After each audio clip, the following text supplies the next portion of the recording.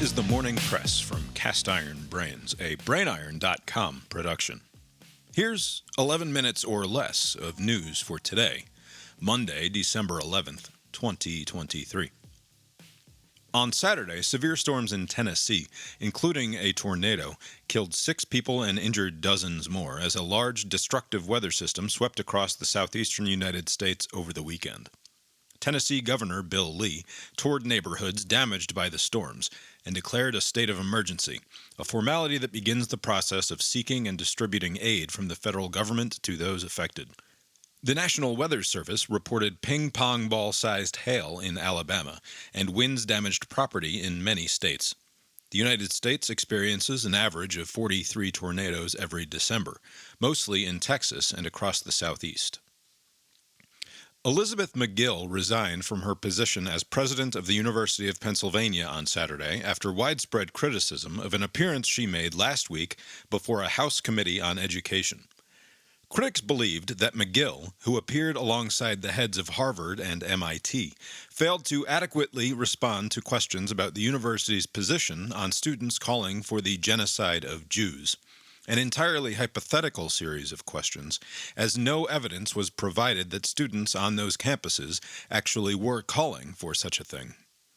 The furor over the appearance highlights the broader controversy surrounding free speech rights on college campuses, especially at Ivy League and other elite schools. Not so much the underlying principles of free speech, but the question of who is and who is not being a hypocrite, a much less meaningful question perfectly suited to the work of Congress in 2023. The state medical examiner in Maine has sent part of the brain of Robert Card, who went on a shooting rampage in Lewiston, Maine in October that left 18 dead, to Boston University, where it will be examined for evidence of chronic traumatic encephalopathy and other damage. Card was in the Army, and though he was never deployed to combat, reportedly worked every summer as a grenade training instructor, a job that would have subjected his brain to thousands of concussive blasts through the years. Family and colleagues had warned police in the months before the mass shooting that Card had become delusional and paranoid and was at risk of a violent outburst. While finding CTE in Card's brain would not provide any sort of direct cause and effect or explain why he committed the murders, it would be one more piece of a puzzle that can likely never be completed.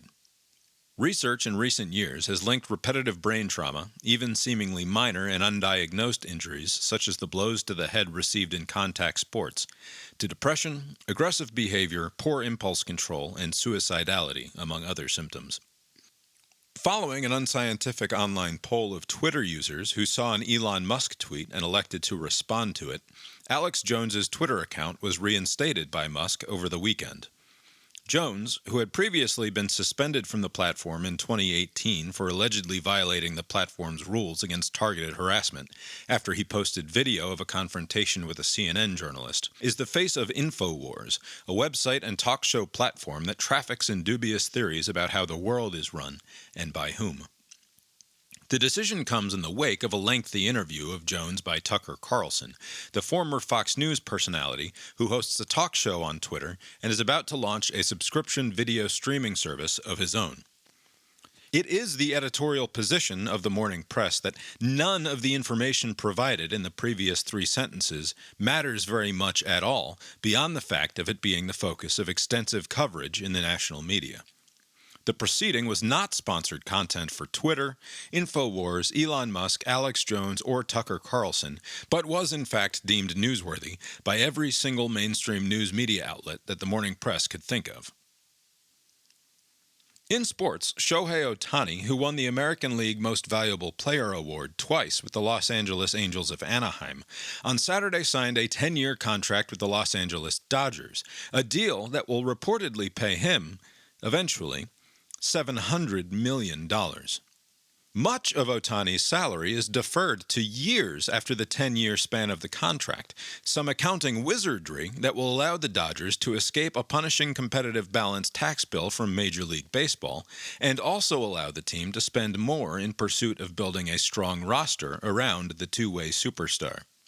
Ohtani, who never made the postseason with the Angels, was intent on signing with a team that gave him a chance to play deep into October. The Dodgers have not missed the playoffs since the 2012 season. In entertainment news, the nominees for the 2024 Golden Globe Awards were announced on Monday morning, with release date twins Barbie and Oppenheimer leading the field with 9 and 8 nominations, respectively. Though they went head-to-head at the box office, they are nominated for Best Picture in different categories, with Barbie up for Best Musical or Comedy alongside Air, American Fiction, The Holdovers, May, December, and Poor Things, while Oppenheimer will compete against Killers of the Flower Moon, Maestro, Past Lives, Anatomy of a Fall, and The Zone of Interest in the drama category. All of which, the Morning Press is assured, are actual films that came out this year. HBO drama Succession led the television nominees with 9.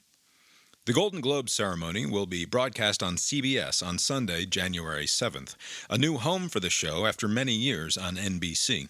CBS hopes to reverse a trend of declining interest in the program, which didn't even air in 2022 after the Hollywood Foreign Press Association, which used to put on the Globes, faced controversy over a perceived lack of diversity and questionable business practices, when it was revealed that as of 2021, there were no black members of the HFPA. The nonprofit has since been dissolved, its assets acquired by Eldridge Industries, and is now run as a for-profit enterprise. Now, here's a look at the weather. The conversation around free speech and expression in our current moment is almost entirely divorced from the reasons why a principle of free speech is foundational to a just and good society.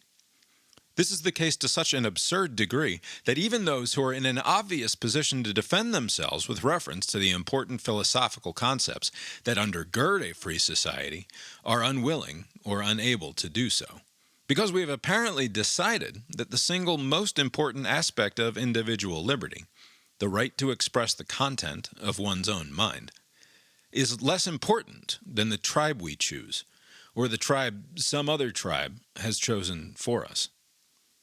But freedom of expression loses its meaning if it is contingent on anything. The notion is entirely incoherent if it is secondary to another concern. If a person does not own the right to express the content of their own mind, if they do not belong to themselves, who can they be said to belong to? The obvious answer is whatever identity group they might claim, or might claim them, or that they might be boxed into by others. The awful irony is that in a culture that has elevated individualistic identity to a place of total primacy, we are all subject to the identity claims of one another.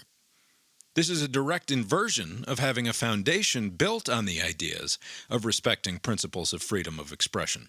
Instead of a culture of sovereign, self-determining individuals working in cooperative understanding, we are each of us made top-down tyrants of our own domains in constant battle with the apostates all around us. When the principle is replaced with a person, in other words, no one is free, even if the person in question is you. That's the weather from here. How's it look out your window? The Morning Press is a production of the BrainIron.com multinational media empire. Please direct comments and complaints to brainironpodcast@gmail.com or visit the website at brainiron.com. For a transcript of today's episode and links to the stories referenced, find The Morning Press at brainiron.substack.com. Thanks, and barring the sudden onset of the inevitable, we'll talk to you tomorrow. The proceeding was created with 100% human content.